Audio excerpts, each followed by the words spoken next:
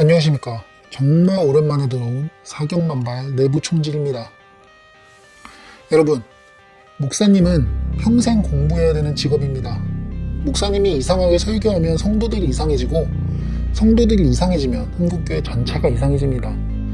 그런데 우리 주위에는 참 이상한 설교를 하는 목사님들을 참 많이 볼 수가 있어요. 예를 들면 정치 설교가 있겠죠.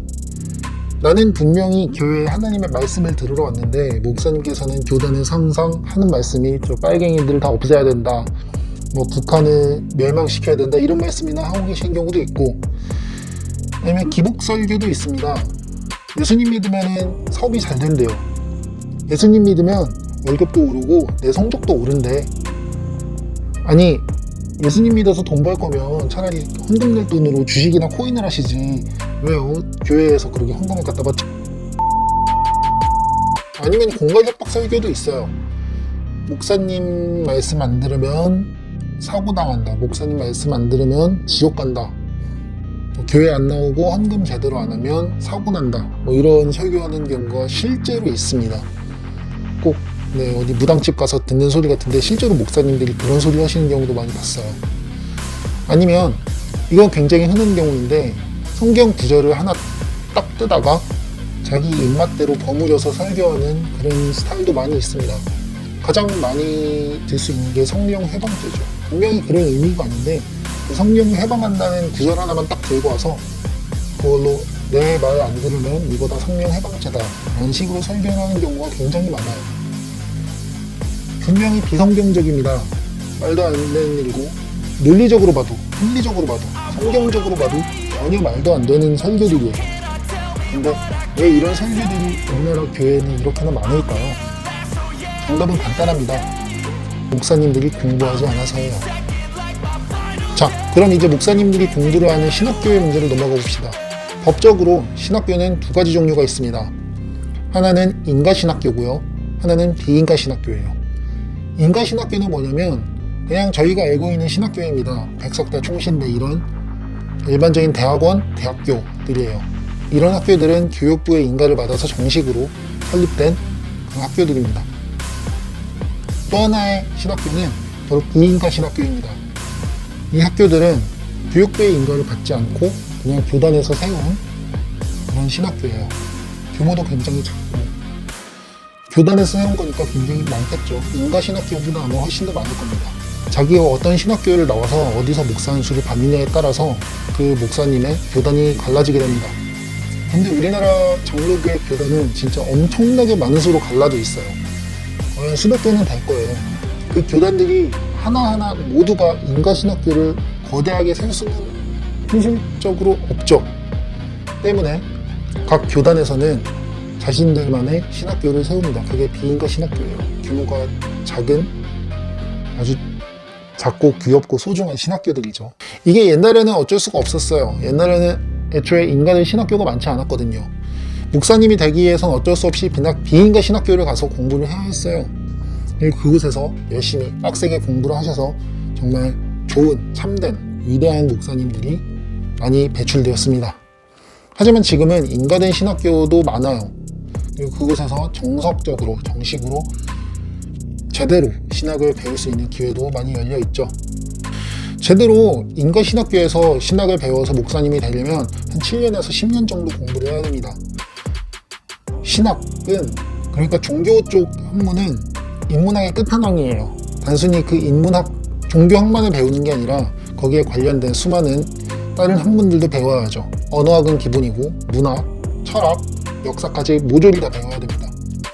예를 들어 설교를 하나 하려면 그 성경 구절 하나를 보고 이 성경 구절이 쓰인 배경과 역사적 배경, 문화적 배경, 그리고 문학적인 소양, 거기다가 철학적이고 신학적인 배경까지 전부 다 알고 있어야지 제대로 된 설교가 가능합니다. 그래서 목사님들이 엄청 오래 공부하는 거예요. 왜냐? 잘못 설교하면 안 되니까. 그런데 비인가 신학교는 이런 7년에서 10년 정도의 커리큘럼이 아닙니다. 그냥 2년 정도 다니면 됩니다.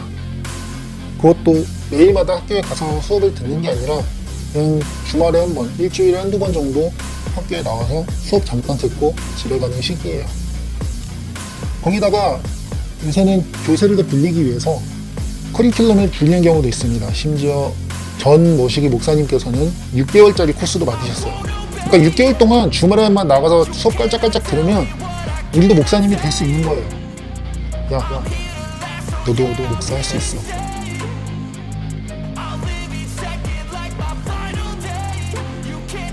소문에 따르면 그냥 일주일 정도 수업 듣거나 아니면 사이버 강의만 들어도 목사 학위를 준다는 얘기까지 들었어요.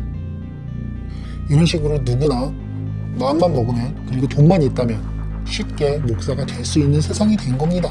그럼 비인가 신학교들은 왜 그렇게 극단적으로 커리큘럼을 줄여가면서까지 목사님들을 뽑아내려는 걸까요? 대가 없습니다. 두 가지예요. 교세와 돈이죠.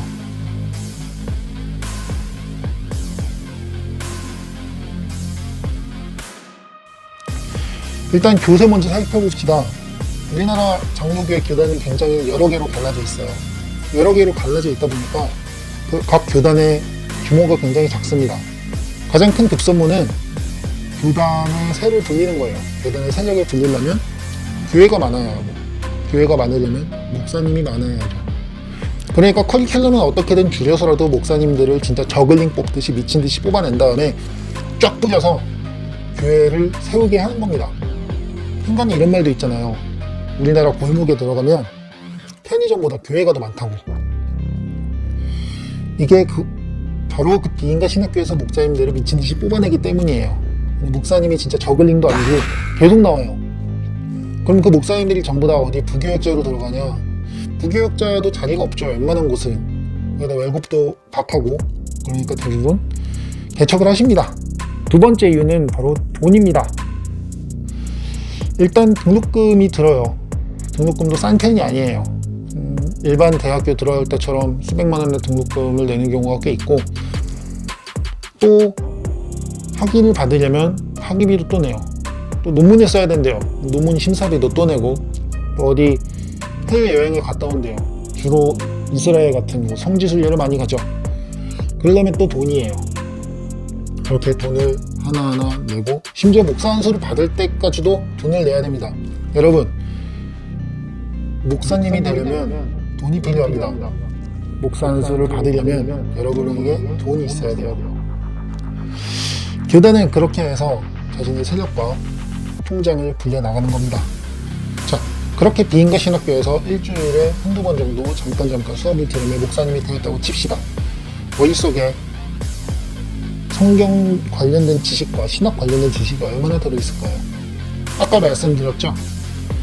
설교를 하기 위해서는 언어학, 지리, 문화, 역사, 문학, 진짜 인문학의 끝판왕으로 다 배워야 된다고 했어요.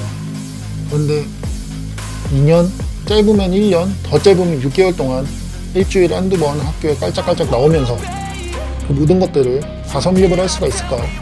저는 불가능하다고 봅니다. 정말 자신의 생업을 다 떼게치고 나와서 하루 종일 공부만 하지 않는 이상 1년, 2년 내에 그걸 다 배우는 것은 불가능해요. 그럼 이렇게 딱 목사가 된 분들에게 설교를 할 수 있는 역량이 있을까요? 그분들의 머릿속에 성경을 제대로 이해하고 그걸 가르칠 만한 그런 지식이 있을까요? 없을 가능성이 높겠죠. 그러니까 아까 말씀드렸던 기복주의 설교, 예수님 믿으면은 돈을 많이 번다, 예수님 믿으면은 성적이 오르고 월급이 오른다, 이런 설교를 하시거나, 아니면은 설교를 할 수 있는 베이스가 없으니까 정치 이야기를 하기 시작하는 겁니다. 자신의 개똥 철학이나 정치, 빨갱이 같은 소리를 해대기 시작하는 거죠. 아까 처음에 목사는 평생 공부해야 되는 직업이라고 말씀드렸습니다. 목사가 이상한 설교를 하면 성도들이 이상해지고, 성도들이 이상해지면 한국교회 전체가 이상해진다고 말씀드렸죠. 목사는 사람의 영혼을 다루는 직업입니다. 의사가 사람의 몸을 다루는 직업인 것처럼 목사님은 각 성도들의 영혼을 돌보는 직업이에요. 자, 그런데 생각해보세요. 내가 의사가 되고 싶어요. 너무너무 의사가 되고 싶은데 나는 지금 의사만큼 똑똑하지도 않고 의사가 될 만큼 돈도 없어요. 의대에 갈 만큼 충분한 돈도 없고 재력도 없고 실력도 없어요. 자, 그래서 비인가 의대에 가서 1년 동안 비인가 의대 코스를 수료한 다음에 의사가 되었습니다. 말이 되나요?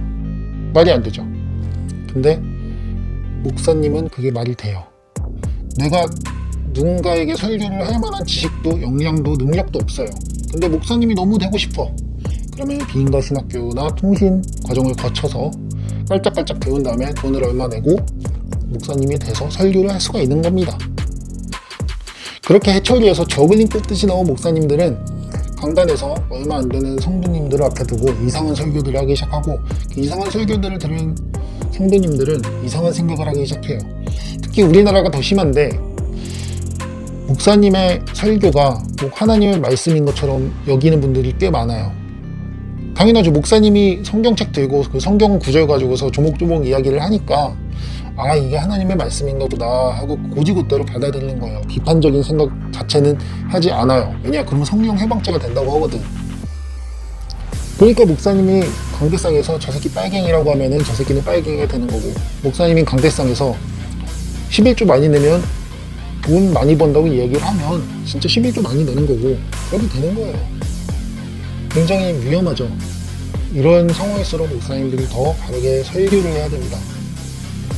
하지만 지금 한국교회의 이런 시스템 상으로는 과연 제대로 된 설교를 할 수 있는 목사님들이 얼마나 될지 저는 아직도 모르겠습니다. 그래서 한국교회 개혁을 위해서는 신학교회 개혁이 반드시 꼭 필요하다고 생각합니다. 이상 사경만발 내부통직이었습니다. 시청해주셔서 감사합니다.